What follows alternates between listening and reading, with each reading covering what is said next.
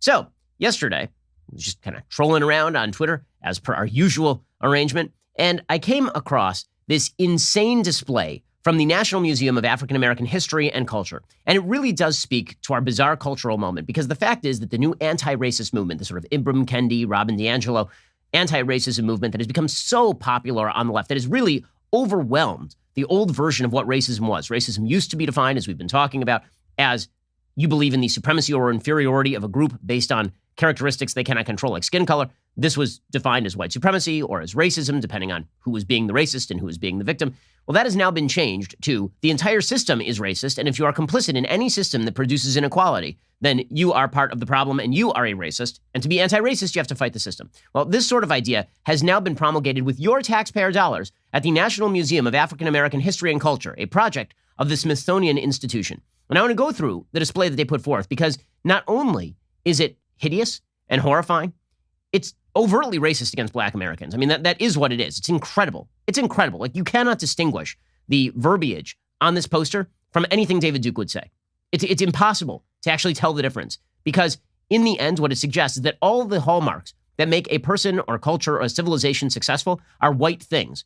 Right? David Duke would say this in order to tout white people. The National Museum of African American History and Culture is saying this in order to downgrade the quote-unquote standards of success.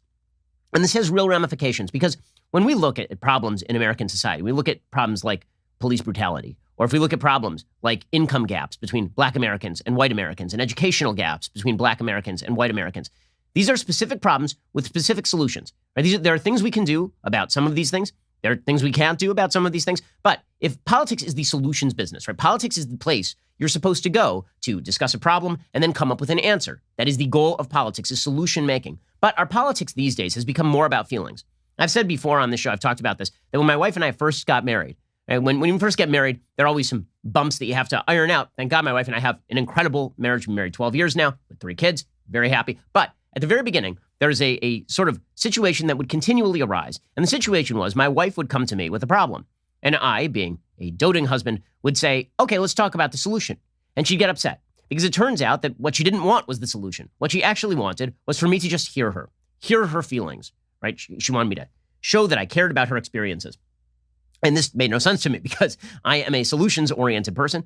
And so I literally had to say to her, sweetheart, I need you to tell me up front in the conversation whether this is a conversation where you just want me to show sympathy, or is this I'm kind of a robot this way, or is this a conversation where you want me to provide a solution? Well, politics is supposed to be all about the latter, right? It's all supposed to be about solutions, but virtually none of politics in modern America is about solutions. And in fact, if you offer solutions to any of these problems, if you suggest that maybe a solution to the income gap is to culturally press forward with the cause of less single motherhood, if you suggest that maybe one of the things we should do is push school vouchers, maybe one of the things we should do is push standards of education inside homes that value education more, if you suggest that maybe one of the things we ought to do is put more police officers in high crime areas so as to crack down on crime and provide a safe haven for businesses and investment that raises the tax base, increases the funding for public schools, and provides jobs for more people, then you are part of the problem, you see.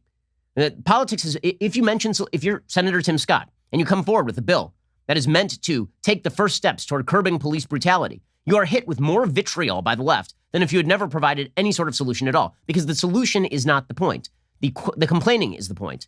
The castigation of the entire system is the point. Shoring up the system is the problem. If you shore up the system, then all you are doing is merely supporting a system of brutality and racism and cruelty. Now, that is not a recipe for a future for the country. There cannot be a future to a country that basically suggests that anytime there is a problem, if you try to solve it, you yourself are part of the problem. That is a movement that is destined to destroy the country. And this is what my new book is about, How to Destroy America in 3 Easy Steps, out next Tuesday. You can get it at Amazon, or you can buy a signed copy at dailywire.com/Ben. It's all about this. It's all about the quest to destroy America with a vision of America that sees America as pure power politics and the system itself as an indicator of hierarchical brutality. Right? This is something that the left is pushing these days very hard. And now it is being embedded in cultural institutions. So first of all, I think most Americans should be able to look at this and say this is ridiculous. But most Americans, I think, are not looking at this anti-racist, the new definition of anti-racist, which is to say disestablishmentarianism, get rid of the system. They're not looking at this and saying this is ridiculous. They've been so trained to treat any accusation of racism as gospel that they are willing to even hear the redefinition of racism, even if it means that they are supposed to now silence themselves, silence their common sense, tear down the system that provides them the opportunity for a civilized and wonderful life. That's how powerful the charge of racism has become. You can even shift the definition of racism, and people will still be so cowed by the very word with a completely different definition that they will go along to get along. So here is the new definition of whiteness and racism. Okay, get ready for this, because this is amazing. And this is from taxpayer-sponsored National Museum of African American History and Culture. Aspects and assumptions of whiteness and white culture in the United States. This is a full poster. White dominant culture, or whiteness, refers to the ways white people and their traditions, attitudes, and ways of life have been normalized over time and are now considered standard practices in the United States. And since white people still hold most of the institutional power in America, we all have internalized some aspects of white culture, including people of color. So in other words, if you're a black person and you believe in any of the following lists that we're going to get to in a second, any of the following principles, if you're black and you believe this, it's because on the inside you're white. You've now turned into an Oreo, right? That is this is what this is saying. It is saying that if you have internalized any of the things I'm about to explain to you, then it is because you have now internalized whiteness. You have now suffered from assimilationism, as Ibram Kendi suggests in How to Be an Anti-Racist. Okay, here are some of the things that are associated with whiteness and white dominant culture. Okay, these are some of the things. And again, I challenge you to tell me how this is anything different from what David Duke would say, the former Grand Wizard of the KKK. Rugged individualism is about white dominant culture or whiteness. The individual as the primary unit, self-reliance, independence and autonomy, highly valued and rewarded. Individuals assumed to be in control of their environment. You get what you deserve. So individualism itself is just a white thing. If you believe that you have agency in your own life, which by the way is the precondition to any success in this life or any other, if you believe that you have the power to shape your own future, that is your whiteness talking. That is your internalized whiteness, because only white people have historically had such power, except for the fact that now everybody has that power in the United States and legally has had that power since the Civil Rights Act of 1964. Okay, other things that are aspects of whiteness in the United States. Family structure. That's a white thing. Again, this is according to the National Museum of African American History and Culture. Family structure is a white thing. The nuclear family is a white thing. Wife as homemaker, husband as breadwinner, children as independent, and that they should have their own rooms. Apparently, if your kids have their own rooms, it's because it's a white thing, which is real weird because when I was growing up, I shared a room with all three of my sisters until I was 11 years old. So I guess we weren't white then. So that's kind of strange. Emphasis on scientific method is a white thing. I'm not kidding. It says this is a museum. Okay, the museum is saying that if you believe in the scientific method, it's because it's a white thing that you have internalized. Objective, rational, linear thinking is a white thing. Cause and effect relationships are a white thing. Quantitative emphasis is a white thing. Data analysis. Basically, if you think like a rational human being, it's because you've internalized whiteness. Okay, this is the most racist thing in the entire world. This is basically suggesting that if it were not for white people, there would be no rationality. Rationality would not exist. There's not been a single brown person steeped in their own culture and human history who thought in a linear, quantitative, cause and effect way, which is bizarre, ahistorical, and insane. Okay, if you emphasize the scientific method, that's only because you're white. David Duke could have, I'm telling you, David Duke could have written this. Because David Duke's like, you know what's great about white people? Individualism. Their scientific thinking. Their brains. Right? Because David Duke's a racist. Okay, this is a racist document, but it's masquerading as an anti-racist document.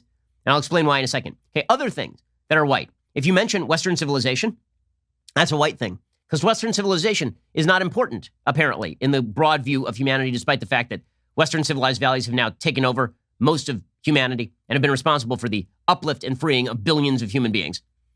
A heavy focus on the British Empire in history is a white thing, because apparently the British Empire was not important except for the fact that the sun literally never set on the British Empire. So there was that. It was kind of an important part of human history. Work ethic. The Protestant work ethic is a white thing. Hard work as the key to success is a white thing. It is an aspect of white dominant culture. If you believe that you should work hard and you should work before you play, I'm serious. These are white things, according to this museum. Not kidding. Also, delayed gratification is a white thing. If you're oriented toward the future. Now, again, every aspect here, everything I'm talking about, these are the preconditions for success in any free system. Being a person who focuses on the future, delayed gratification, hard work, rugged individualism, a belief in data and science. Like, these are the preconditions to success in a free country. These are being labeled white things. And if you believe in them, you have internalized the white culture.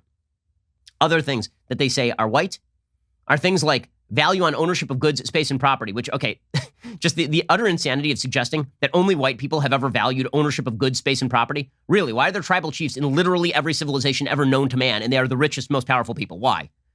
If you follow rigid time schedules, if you view time as, if you are punctual, that is a white thing. Being punctual is a white thing, apparently. If you believe in English common law and protecting private property, if you believe that intent counts in justice, if you believe that there is a difference between manslaughter and first-degree murder, if you believe that people should have to show intent to be blamed fully for a crime, then this is an